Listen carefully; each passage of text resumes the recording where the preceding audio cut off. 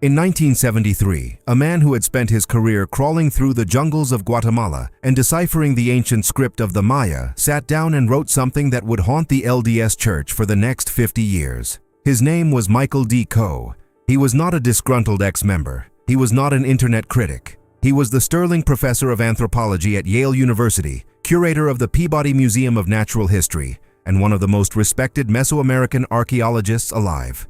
And what he wrote was devastating, because he examined the Book of Mormon the way he would examine any other historical claim about the ancient Americas. He looked for evidence, and what he found was silence. But here is what makes this story more than an academic footnote. Decades before Coe published his conclusions, the LDS Church had already sent its own archaeologist into the field, a true believer armed with church funding and a burning desire to prove the Book of Mormon true. That man dug for 25 years. And what he discovered was not simply the absence of evidence.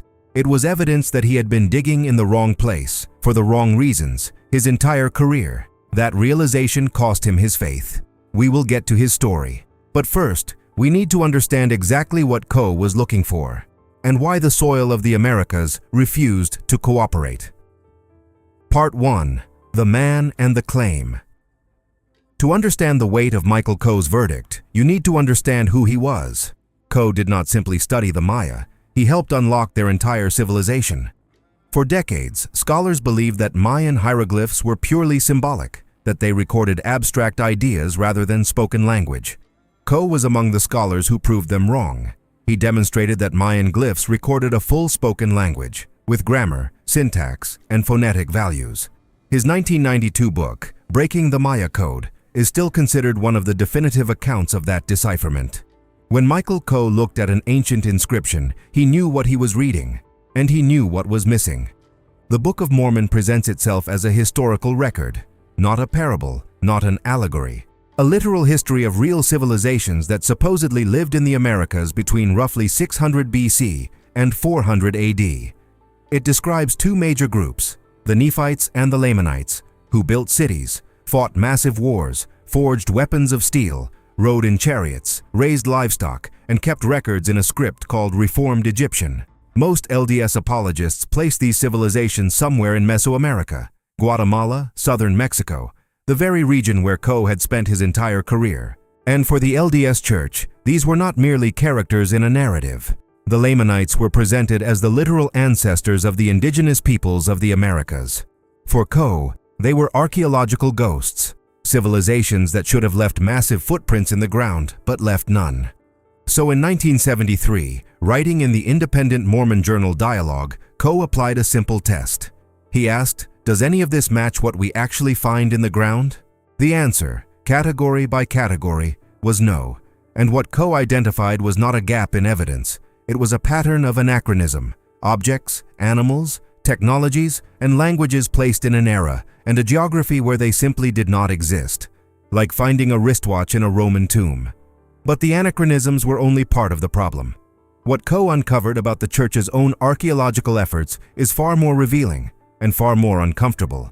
That story begins with a man named Thomas Ferguson, and it does not end well. Part 2. The Steel, the Wheel, and the Horse. Let us begin with what the Book of Mormon actually claims was present in the ancient Americas, and what the archaeological record actually shows. Steel. The text describes Nephite warriors wielding swords of steel and wearing metal armor. Coe pointed out that sophisticated iron and steel metallurgy did not exist in the pre-Columbian Americas during the Book of Mormon's time frame. Copper and gold were worked, beautifully, in some cultures, but they were used almost exclusively for ornamental purposes, decorative objects, status symbols, not weapons of war, not industrial-scale armor. The kind of steelworking described in the Book of Mormon belongs to the Old World, not to anything ever found in Mesoamerican soil. The wheel. The Book of Mormon mentions chariots, which require wheels, roads, and draft animals. Coe noted something fascinating. Small wheeled toys have indeed been found in Mesoamerica, ceramic figures of animals mounted on tiny axles. So the concept of the wheel was not entirely unknown, but it was never scaled up. There are no wheeled vehicles in the archaeological record, no cart ruts, no paved roads designed for wheeled transport, no chariots. The wheel existed as a curiosity, perhaps a child's toy. And then it stopped. The leap from toy to chariot never happened. And then there are the animals. The Book of Mormon populates its ancient Americas with horses, cattle, oxen, sheep, goats, and even elephants. Coe was blunt about this. The fossil record is unambiguous. Horses did exist in the Americas, but they went extinct roughly 10,000 years ago at the end of the Pleistocene. They were reintroduced by the Spanish after 1492. There were no horses in Mesoamerica during the Book of Mormon period. No cattle, no sheep, no domesticated goats. The large mammals that defined Old World agriculture and warfare were simply absent from the Americas during this time frame. Every major archaeological survey of the region confirms it. These are not minor discrepancies. These are foundational elements of the civilizations described in the text, their warfare, their transportation, their economy, and none of them appear in the physical record. What does appear in that record are the actual civilizations that lived in Mesoamerica during this period: the Olmec, the early Maya, the Zapotec, and their material culture looks nothing like what the Book of Mormon describes. Part 3. The missing script and the DNA. If the physical evidence was silent, Coe expected the linguistic evidence to speak. After all, the Book of Mormon claims its records were written in Reformed Egyptian. If Nephite civilization had existed for 1,000 years across Mesoamerica, there should be some trace of that writing system. A single inscription, a fragment, anything. There is nothing. Coe had spent his career studying Mesoamerican writing systems. He helped crack the Maya code. He knew every major inscription site in the region, and not one of them contains a single character of Hebrew, Egyptian, or anything resembling a Near Eastern script. The inscriptions that do exist, thousands of them, record Mayan dynasties, Mayan rituals, Mayan wars between Mayan city-states. They name Mayan kings and Mayan gods. There is no Nephi, no Zarahemla, no Reformed Egyptian. The epigraphic record of Mesoamerica is rich, detailed, and thoroughly documented, and it belongs entirely to indigenous civilizations with no connection to the ancient Near East. And in the decades after Coe first published his analysis, a new category of evidence emerged that he had anticipated but could not yet prove: genetics. Modern DNA studies of indigenous peoples across the Americas have been extensive and consistent. The genetic ancestry of Native Americans traces overwhelmingly to East Asian populations, ancestors who crossed the Bering Land Bridge thousands of years before the Book of Mormon timeline.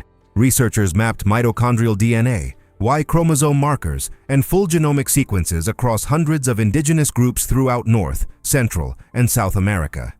The results were uniform. The blood that runs through the veins of the indigenous peoples of the Americas did not come from Jerusalem. It came from the steppes of Central Asia and the forests of Siberia, carried by migrations that began at least 15,000 years ago, millennia before any Nephite ship was supposedly built. There is no significant Semitic DNA signature in pre-Columbian populations. The people who lived in the Americas during the Book of Mormon period were not descendants of a family from Jerusalem.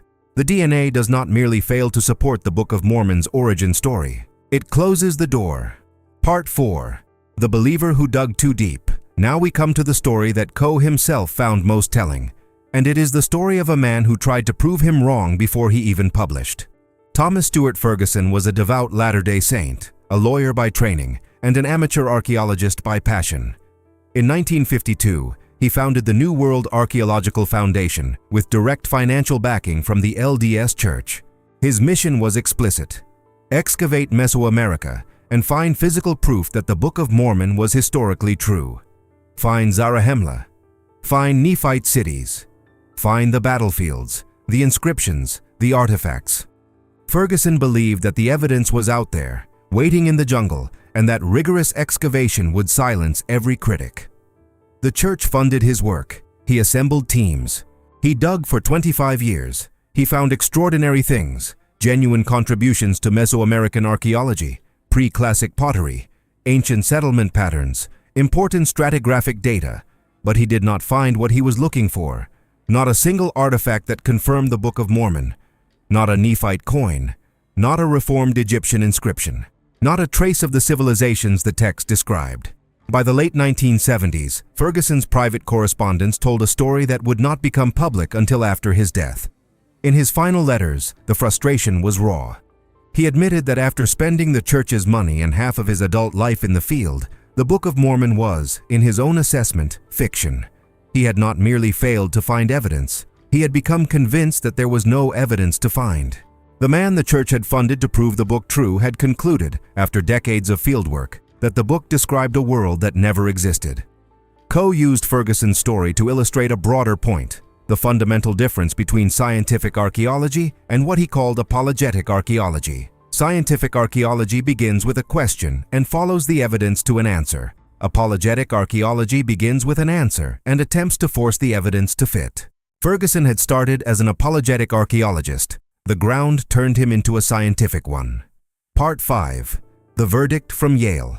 Michael Coe maintained his position for the rest of his life. He revisited the subject multiple times over the decades, in interviews, in updated editions of his landmark textbook, The Maya, and in public lectures. His conclusion never wavered. The probability that the Book of Mormon is a genuine historical record of ancient American civilizations is, in his professional assessment, effectively zero. He was careful to frame this not as a religious opinion, but as a scientific one. He was not asking whether the Book of Mormon had spiritual value to its believers. He was asking a narrower question: does this text describe real events in the real Americas? And his answer, supported by every category of evidence available, metallurgy, fauna, transportation, epigraphy, linguistics, genetics, was no. But Coe was not dismissive of Joseph Smith himself. He described Smith as a remarkably creative individual, a genuine mystic, and a man of extraordinary imaginative power. What he argued, however, was that the world Smith described in the Book of Mormon was not the ancient Americas. It was the folklore of upstate New York in the 1820s, a time when theories about lost tribes of Israel building great civilizations in the New World were common, popular, and widely discussed. Smith, in Coe's view, absorbed that folklore and transformed it into scripture. It was a feat of imagination, not a feat of history. Michael Coe died in 2019. He was 90 years old. In over 6 decades of professional work, he never found a reason to change his mind. And no credible archaeologist working in Mesoamerica has produced evidence that contradicts him. The soil of the Americas has been generous to science. It has yielded the temples of Tikal, the murals of San Bartolo, the jade masks of Palenque, and thousands of hieroglyphic inscriptions that tell the real story of the people who lived there. That story is extraordinary. It is complex. It is human. But it is not the story told in the Book of Mormon. Coe spent his life listening to what the ground actually said. And the ground said nothing about Nephites, nothing about reformed Egyptian, nothing about chariots or steel swords or horses. The silence was not a gap waiting to be filled. It was the answer. If this investigation changed how you see the Book of Mormon's historical claims, subscribe to this channel. We examine the documents, the data, and the evidence that institutions do not want you to see. Hit the bell so you do not miss what comes next, because next week, we are going inside the LDS Church's own archive, where the real story of its founding is locked behind closed doors.